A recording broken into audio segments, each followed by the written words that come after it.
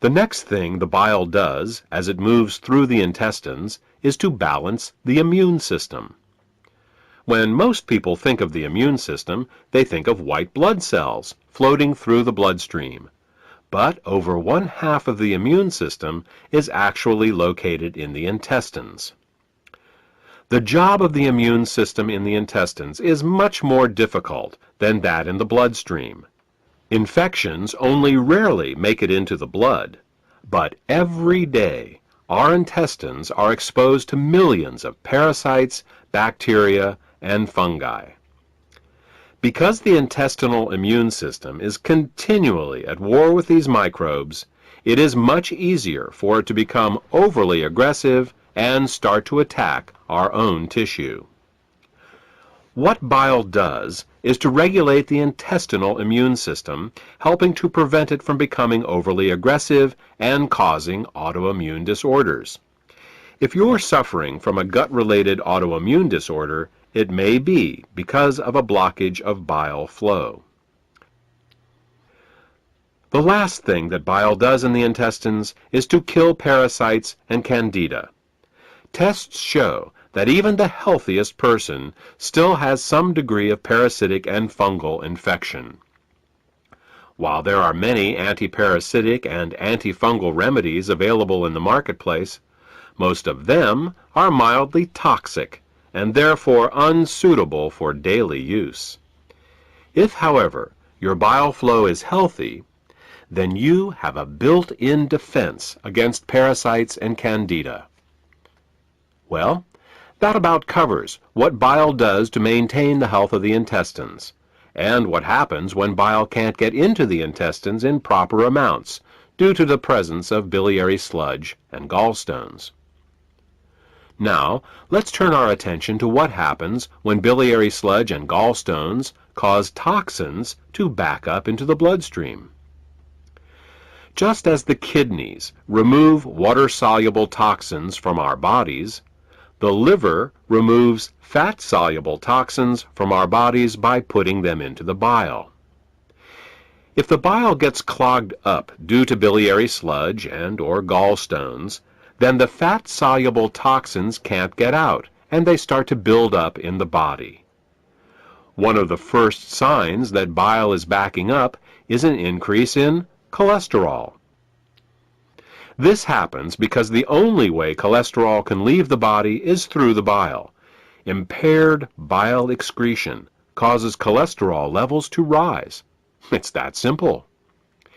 In addition to the levels of cholesterol rising, bilirubin levels can also begin to rise. If they get to be bad enough, you can see the whites of a person's eyes, and sometimes their skin, take on a yellow tint. The technical term for this is jaundice. While an increase in cholesterol and bilirubin levels in the body is easy to recognize, the accumulation of other toxins is not. Literally thousands of toxins and chemicals are processed by the liver for removal through the bile each day. When gallstones and biliary sludge prevent these toxins from leaving the body, they begin to accumulate in the bloodstream and the tissues, causing all sorts of problems. Dissolving gallstones and biliary sludge is an often overlooked but vitally important part of any detoxification program. The last problem we will discuss, that is caused by bile backing up into the bloodstream, has to do with immune function. As we said earlier, bile plays an important role in the immune system of the intestines by keeping it from becoming overly aggressive. Unfortunately, what's good for the immune system of the intestines is terrible for the rest of the body. Studies have shown that when bile acids are present in the bloodstream, they inhibit chemotaxis and phagocytosis. These are fancy words for how well white blood cells can locate, move towards, and swallow infectious microbes. Thus, what starts out as a beneficial immunoregulative action in the intestines becomes an immunosuppressive action in the bloodstream and the tissues. These are all effects of bile backing up in the bloodstream. The final set of problems we will discuss is how biliary sludge and gallstones can affect the neighboring organs. In addition to bile acids backing up into the bloodstream, bile can also back up into the pancreas and liver, where it can cause alkaline burns.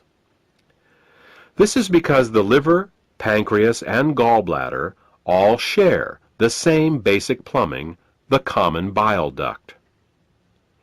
There are valves that keep the bile from backing up into the liver and pancreas. If a small stone finds its way into one of these valves, the valve can get stuck in the open position. If this happens, then every time the gallbladder contracts to squeeze the bile into the small intestines, it can also squeeze the bile into the pancreas and the liver, causing caustic alkali burns and irritation. You see, very alkaline substances can burn us just as easily as very acidic ones. And with a pH of 9.5, bile is very alkaline.